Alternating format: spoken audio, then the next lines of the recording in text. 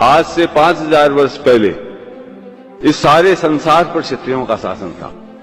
केवल 5000 वर्ष में हमारा इतना पतन हुआ कि आज संसार में सुई की नोक रखने जितनी जगह पर हमारा शासन नहीं। शासन आते हैं और चले जाते हैं, ये कोई बड़े पतन का सूचक नहीं है। लेकिन आज से 5000 वर्ष पहले तक इस संसार के सर्वश्रेष्ठ ज्ञानी, इस संसार के सर्वश्रेष्ठ तपस्वी, इस संसार के सर्वश्रेष्ठ योद्धा, वीर, सूरवीर हमारे समाज में थे। आज न हमारे पास शौर्य है, न पराक्रम है, न ज्ञान है, न तपस्या है। आज 15 मिनट खड़े रहने में 5-7 सूरवीर धराशायी हो जाते। ये हमारी शारीरिक स्थिति। मानसिक स्थिति ये है कि हमारे को कोई कितना ही कहता रहे, हमारे दिमाग के अंदर अच्छी बात घुसती। हमको इन पतन और पराभव के कारणों को ढूंढना पड़ेगा। हम चाहें कि हम जैसे जैसा जीवन जीते रहें और क्षत्रिय बने रहेंगे, ये संभव नहीं। भगवान का पतन कैसे हुआ? जब किसी भी समाज का पतन होता है तो सबसे पहले वो समाज अपने धर्म को भूलता है। स्वधर्म क्या है इसको पहचानने की कोशिश नहीं करता और पाखंडी धर्मों के चक्कर में फंस करके अपने स्वधर्म को तिलांजलि दे देता। तब उसके पास उत्थान का जो पहला साधन स्वधर्म है वो उसके हाथ से चला जाता है और धर्म के नाम पर पाखंड में वो ठगा जाता है, जिससे उसका न कोई सांसारिक क्षेत्र में उसको लाभ मिलता है, न आध्यात्मिक क्षेत्र में उसको कोई लाभ मिलता। वो अपने स्वधर्म से दूर भटक जाता है। उसके बाद वो समाज अपने इतिहास को भूलता है।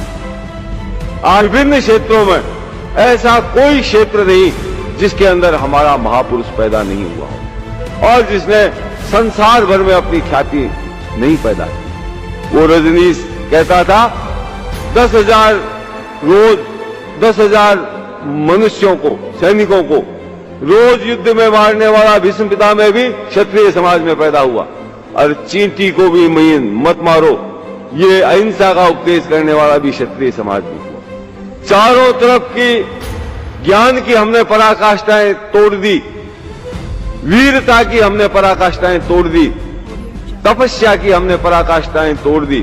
संसार में आज तक विश्वामित्र से लंबी तपस्या करने वाला संसार में कोई तपस्वी हुआ है जो संसार में आज तक कोई नहीं कर सका, जो राम के काल में नहीं हुआ, जो महाभारत के काल के अंदर नहीं हुआ, वो राजपूत काल में राजपूतों ने करके दिखाया।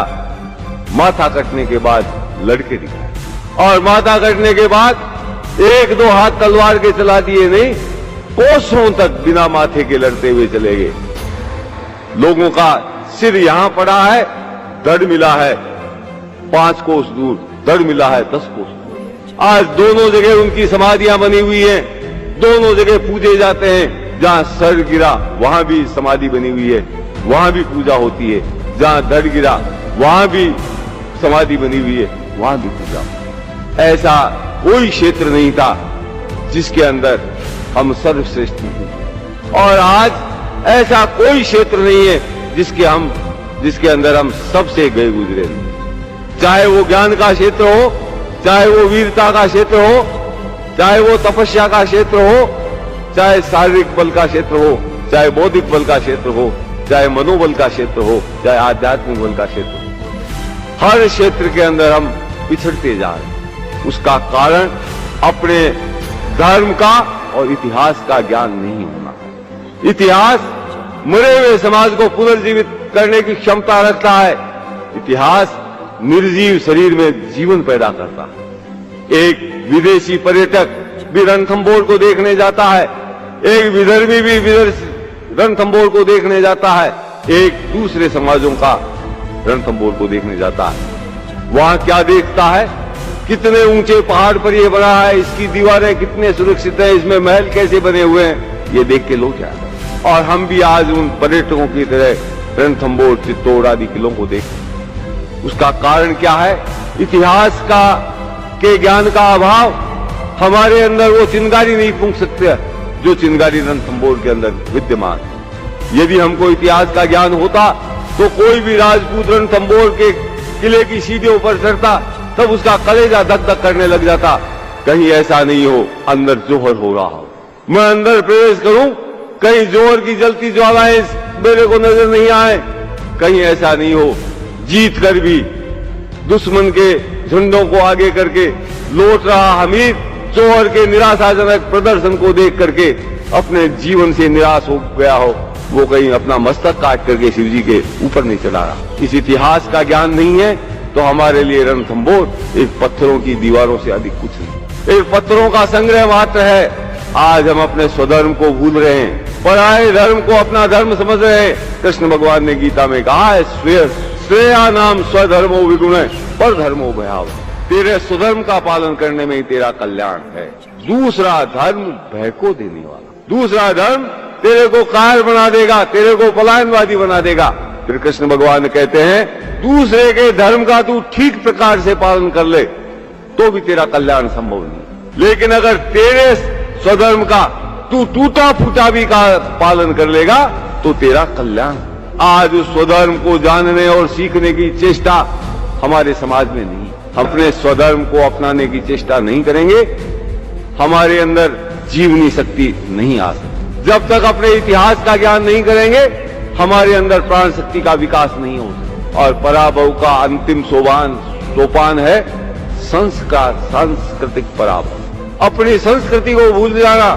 आज भी हर दिन हमारा बोल चाल, रीति रिवाज, खान पान, रहन सहन सब दूषित होता है। इस पूंजीवादी सभ्यता और पूंजीवादी संस्कृति यानी विदेशी सभ्यता और विदेशी संस्कृति यानी ईसाइयत की सभ्यता और ईसाइयत की संस्कृति का प्रचार आज इस देश के अंदर चैत्र शुक्ला प्रतिपदा को कोई नया वर्ष नहीं मनाता। 1 जनवरी को ये धर्म के ठेकेदार बने हुए शुभकामनाएं देते हैं, नए साल की शराब पी के नाचते हैं। शहरों में जाकर के देखो, ये सारे बापी करके होटलों में नाचते हैं। और अपने स्वधर्म को सीखना पड़ेगा। सिखाएगा कौन? उपनिषदों में लिखा है, क्षत्रियों ने अपना ज्ञान कभी किसी को नहीं दिया, इसीलिए उन्होंने करोड़ों वर्ष तक इस सृष्टि पर शासन किया। हमारे धर्म का कोई ग्रंथ नहीं है जिससे हम ये सीख ले कि ऐसा शास्त्र धर्म। हमको जो हमारे श्रेष्ठतम ग्रंथ हैं, उपनिषद, वाल्मीकि रामायण, महाभारत, गीता आदि के अंदर सर खपा करके ये ढूंढना पड़ेगा कि हमारे पूर्वज किस रास्ते पर चल करके इतने महान बने। उस रास्ते को हम स्वयं ढूंढें, उस रास्ते पर अग्रसर हों, तब हमारा उत्थान संभव है। लेकिन आज राजपूतों के गांवों की, राजपूतों के परिवारों की और राजपूत नवयुवकों की सबकी मानसिकता यह है, पेट कैसे भरा जाए। पेट भरना कोई समस्या नहीं। कुत्ता भी अपना पेट भरता है। किसी को भूखे मरते सुना क्या आपने? कुत्ता फला जगह भूखा मरता। पेट की आग में इतनी क्षमता है कि वो आदमी को दौड़ा करके अपना पेट अपने आप भर ले। मनुष्य में, पशु में अगर कोई अंतर है, पशु भी पेट भरता है, बच्चे बच्ची पैदा करता है, और मनुष्य भी ये काम करता है। जब तक यहां तक मनुष्य सीमित है, पशु में उसमें कोई अंतर नहीं। मनुष्य की विशेषता उसके स्वधर्म का ज्ञान है।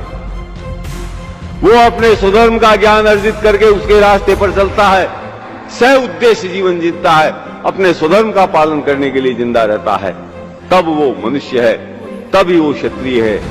और आज एक भी राजपूत इस मार्ग पर चलने के लिए तैयार है।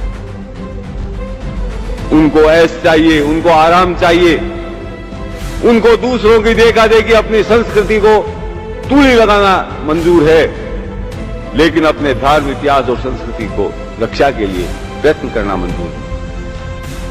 आज हमने धर्म खो चुके हैं, इतिहास को हमने गंवा दिया है।